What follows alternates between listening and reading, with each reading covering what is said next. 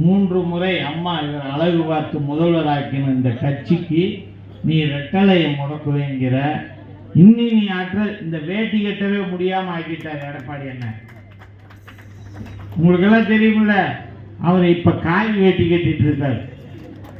அடுத்து இந்த தேர்தலில் காவி வேட்டி இல்ல, காவி வேட்டியை ருத்ராட்ச கட்டை எடுத்து ஜிங் ஜாங் இந்த இது இருக்கும்ல அது பாடுவார்.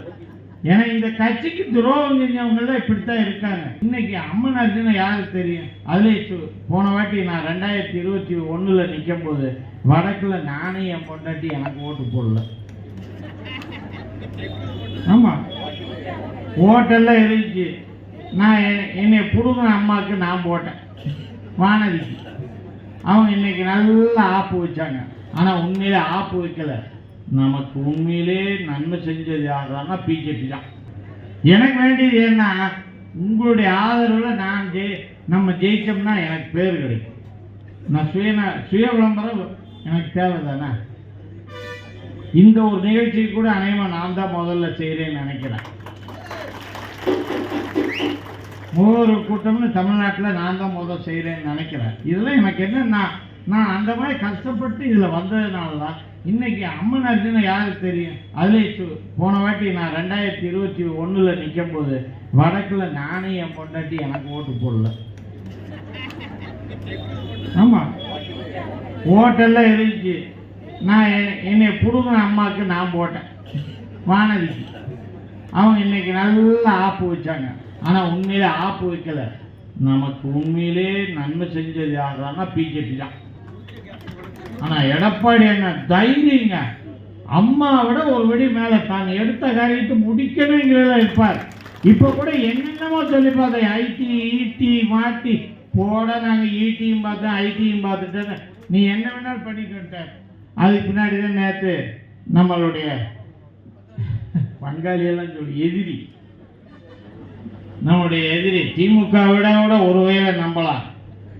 3 முறை அம்மா இவர் அழகு பார்த்து முதல்வராக்கின இந்த கட்சிக்கு நீ ரெட்டலையை முடக்குவேங்கிற.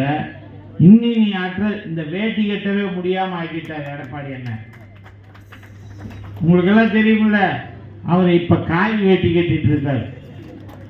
அடுத்து இந்த தேர்தலில் காவி வேட்டி இல்ல, காவி வேட்டியை ருத்ராட்ச கட்டை எடுத்து ஜிங் ஜாங் இந்த இது இருக்கும்ல அது பாடுவார்.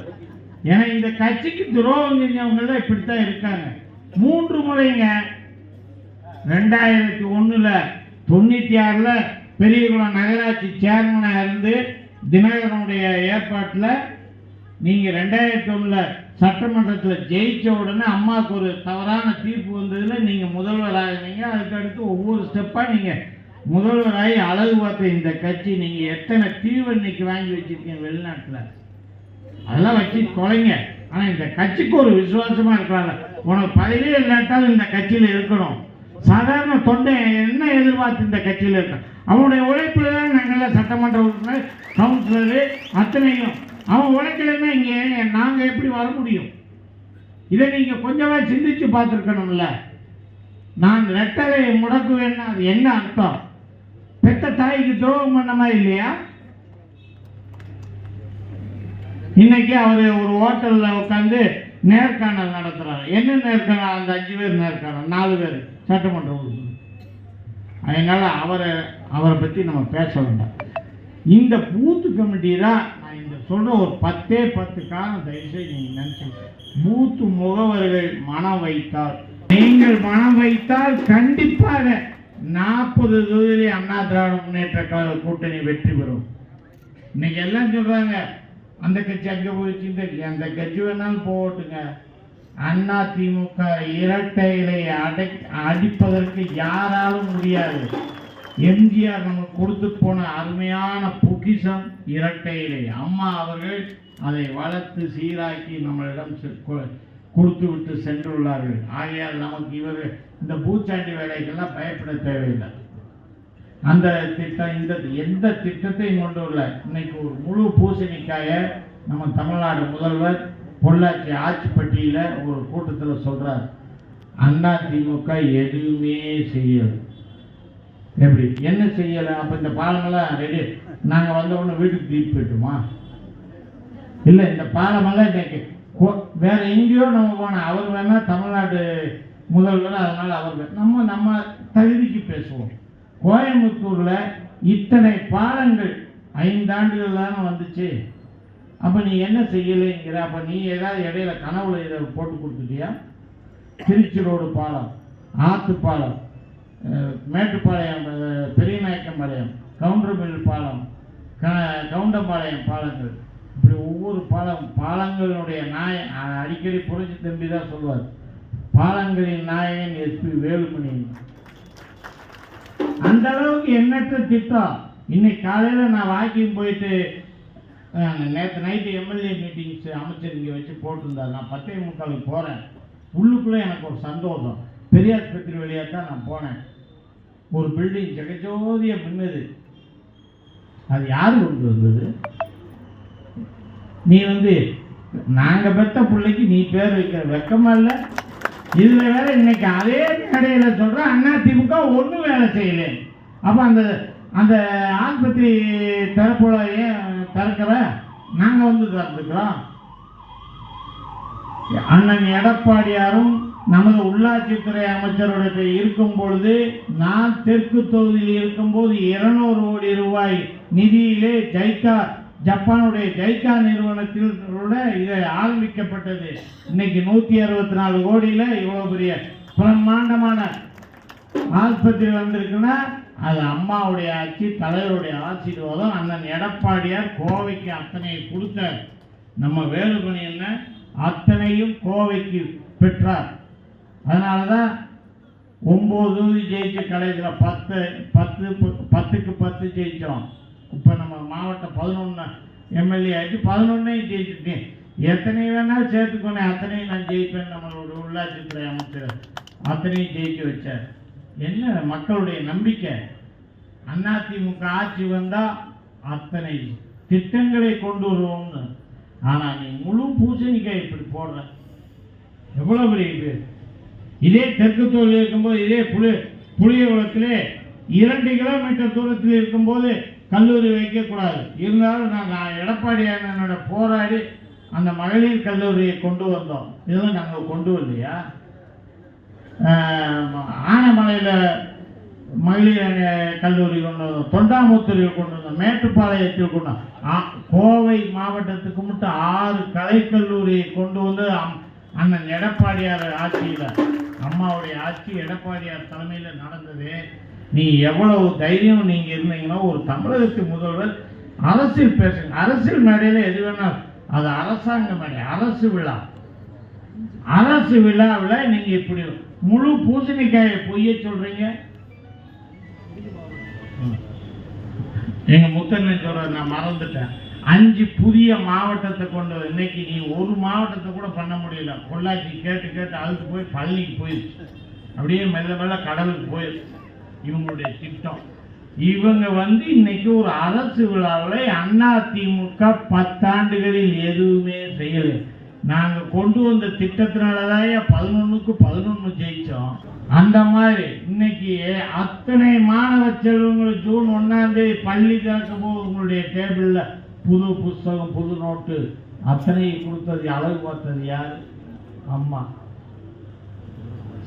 செப்பல், அதான் ஷூ எல்லாமே கொடுத்த 16 வகை உபகரணங்கள் கொடுத்தாங்க. எத்தனை திட்டங்கள்! இது எல்லாம் இன்னும் நிறைய இருக்கு. எனக்கு கூட்டங்களை பார்த்து கொஞ்சம் பேச இப்பதான் கத்துக்கிட்டேன். இதுக்கு ஆசை தான், இருந்தாலும் ஏன்னா தாய்மார்கள் ரொம்ப பேர் வந்திருக்காங்க, குழந்தைகளை வீட்டில் விட்டு வந்திருப்பாங்க.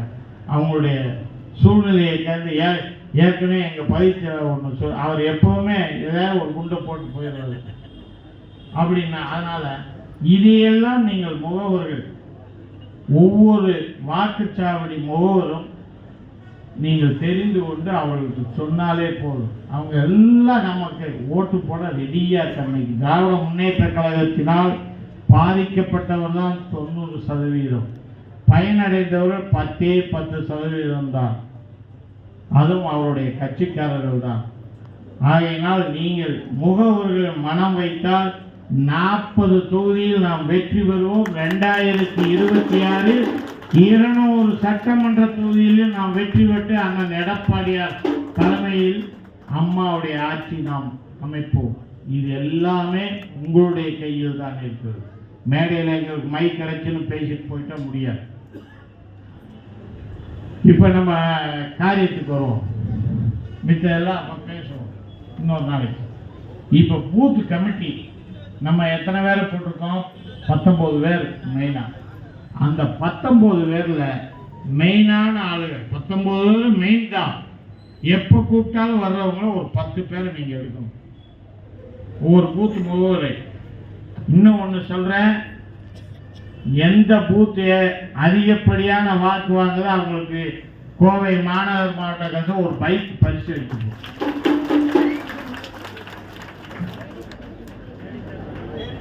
லேடிஸ் அந்த ஸ்கூட்டி தருவோம். நீ வாய வச்சு ஸ்கூட்டி தருவோம்.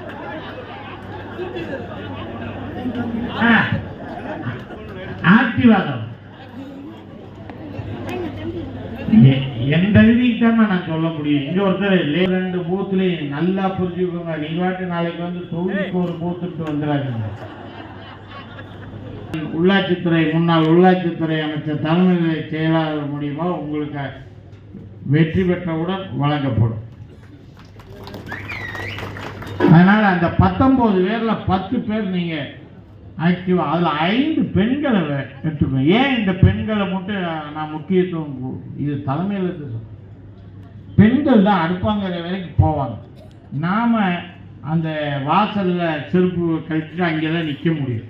பெண்கள் தான் அக்கா என்ன சாப்பாடு, என்ன சமையல் பண்ற, ஏது குசாலம் விசாரிச்சு அப்படியே பேசி, அம்மா ஆட்சியில் நமக்கு அரிசி பிரச்சனை இல்லை, ஃபைனான்ஸு பிரச்சனை இல்லை, இன்னைக்கு தலைவிரித்து ஆடுது, என்ன போதை பொருள் தலைவிரித்து ஆடுது, அது இதுன்னு உங்களுக்கு தெரிஞ்சதெல்லாம் சொல்லலாம்.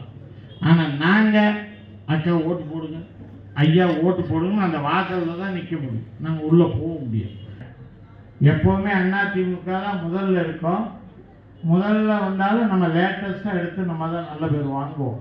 அதுலேயும் மாநகர் உடைய அத்தனை நிர்வாகிகள் எனக்கு உண்மையிலே இந்த 5 ஆண்டு காலத்தில் நல்ல ஒற்றுமை.